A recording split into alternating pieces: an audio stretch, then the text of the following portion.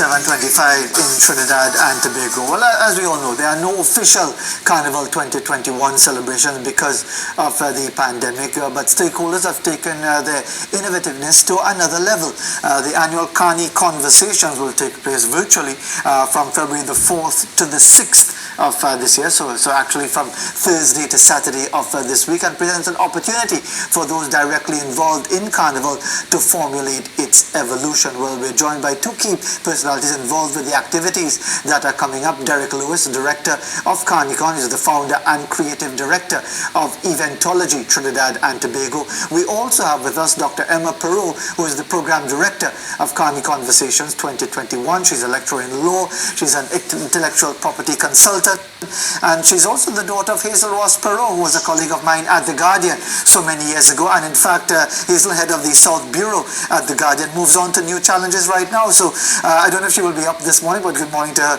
anyway, and good morning to our two guests. Before I talk to Dr. Perot, let's hear from Derrick Lewis as to what's coming up, Derrick, about this event later this week. Good morning to you. Good morning. Well, we have a packed slate of speakers and some very interesting moderators to discuss Carnival and the future of Carnival. Is it digital? Is it divided? Is it distance? Or is it just different? So we are here to open a global conversation. And as far as anyone wanting to participate in that conversation, just want to confirm it's from February the 4th to the 6th, which will be Thursday to Saturday. What do they have to do to get on board with this conversation? Emma will be able to help you with all of the links, but it is available, very accessible on the internet. Registrations have already begun, and it's going quite well. We're very encouraged by the registration, so it's on Instagram, it's on Facebook, it's available. So, Dr. Perot, good morning to you. Good to have you with us as well in the event. So, just to fulfill that nuts and bolts requirement for anyone who would like to be part of the conversation, what do they have to do? Sure. So you go onto www.carnicon.org and you just click CarniConversations on the top right-hand corner, and there's a registration button.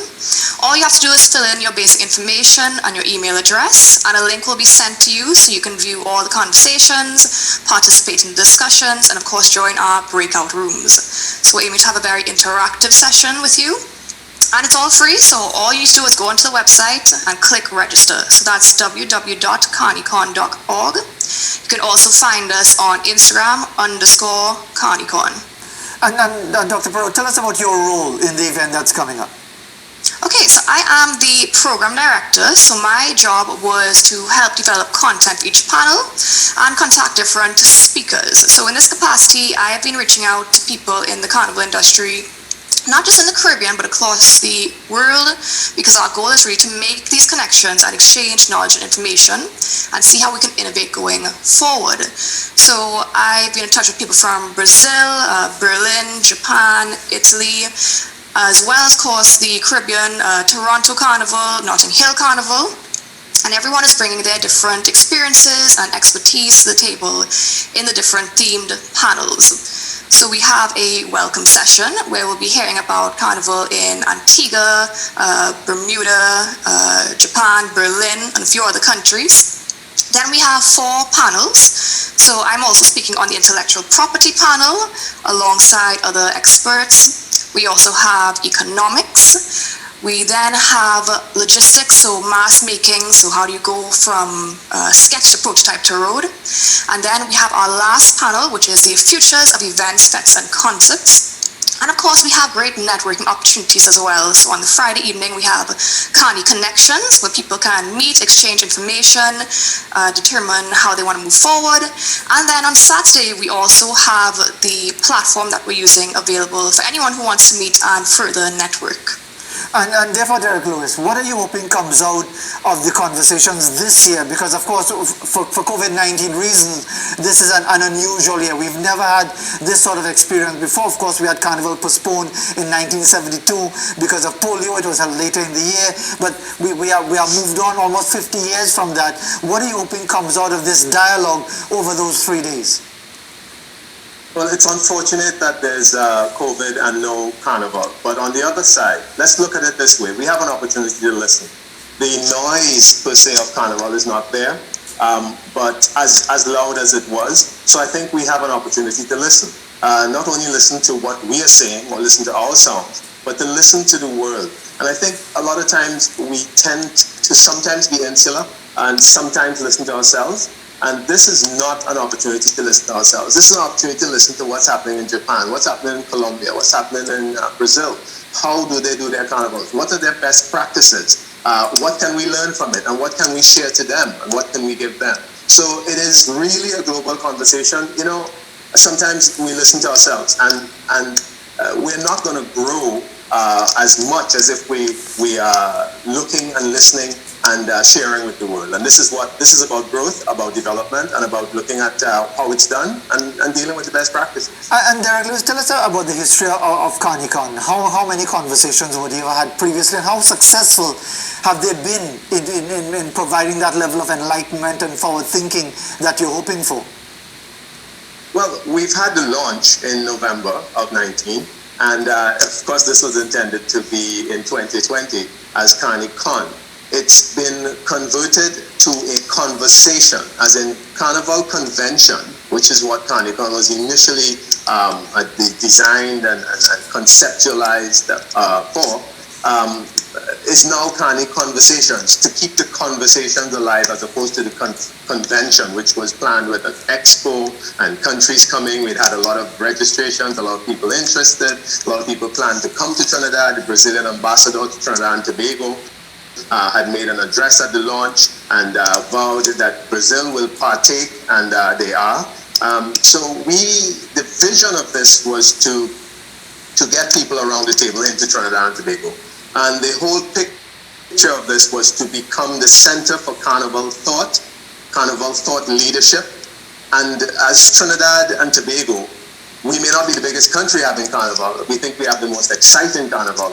But I could tell you that Geneva is the center for climate change. Switzerland is not the biggest country. It's not the biggest area that is affected by climate change. But I see Trinidad and Tobago through CarniCon being the center for Carnival change, being the center for thought leadership in Carnival, being that center that you come to for nurturing, for understanding, and for growth and development of Carnival. So I think we have an opportunity here to actually position ourselves as the place for Carnival.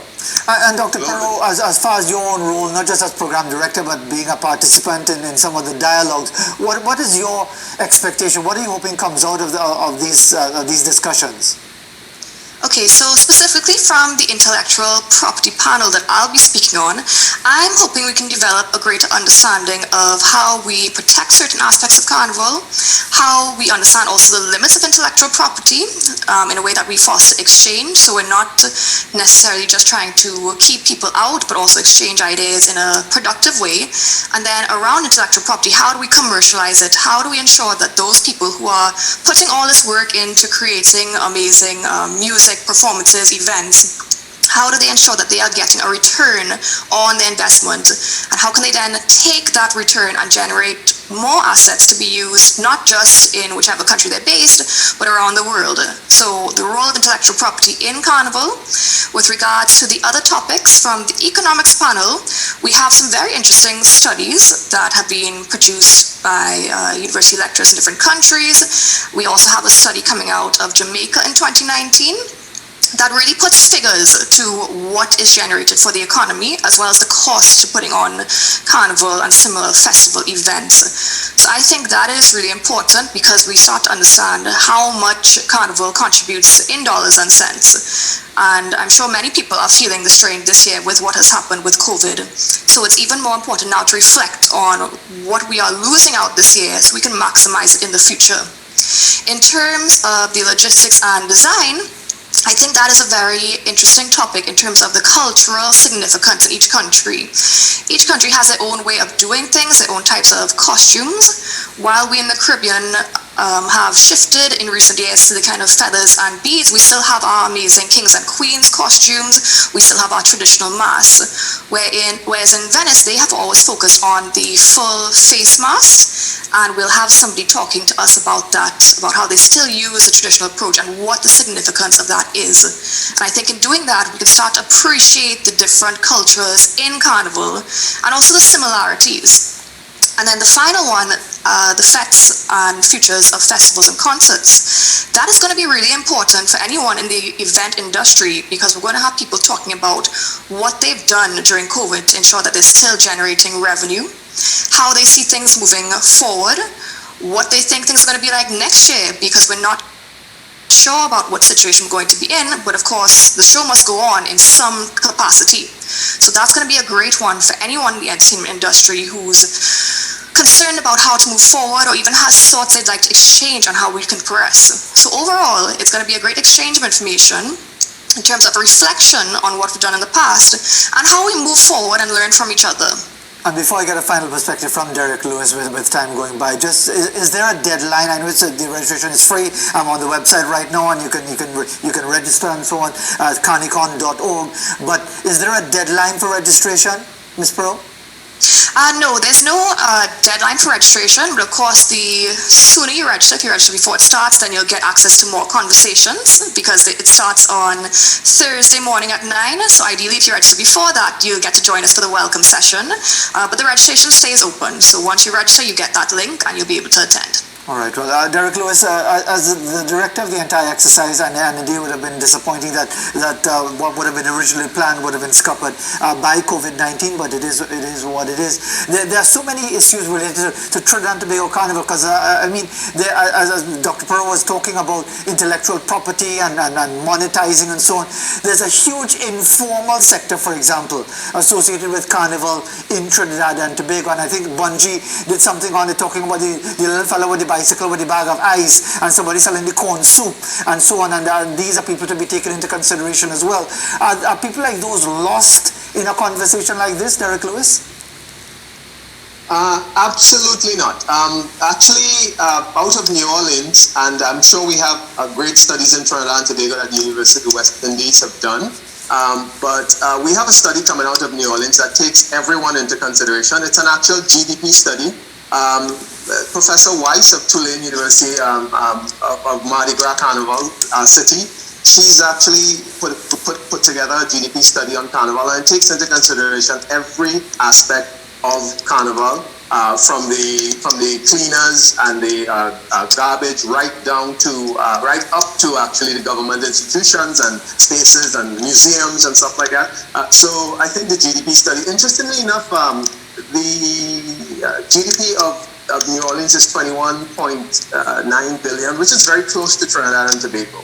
And of course, it would have some reflection, the different cities, different cultures, different ways of engaging Carnival. But I think it would be a nice look to see what comes out of it as far as the global GDP study, Mardi Gras GDP study.